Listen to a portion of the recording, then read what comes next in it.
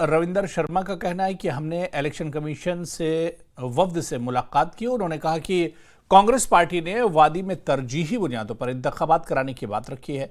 उन्होंने कहा कि हमने उम्मीदवारों को मुनासिब सिक्योरिटी फराहम करने की भी बात कही है। रविंदर शर्मा ने कहा कि नेशनल कॉन्फ्रेंस के साथ मिलकर इलेक्शन लड़ने के बारे में हाईकमान से बात करेंगे और इसी के मुताबिक फैसला करेंगे। अभी आपकी मीटिंग हुई, डेलीगेट से मिले आप, क्या कहना था आपकी जो रिप्रेजेंटेशन गई थी? देखिए, हमने कहा दिया कि हम 30 सितंबर से पहले चुनाव चाहते हैं और तैयार हैं।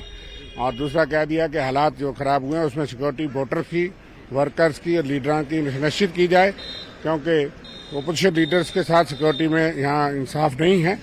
सीनियर लीडर्स को सिक्योरिटी प्रॉपर नहीं देते, वो बात हमने उनके नोटिस में लाई। और भी सुझाव के जो नोमैडिक कम्युनिटी इस वक्त पहाड़ों पर, उनको वोटिंग राइट इंश्योर करिए।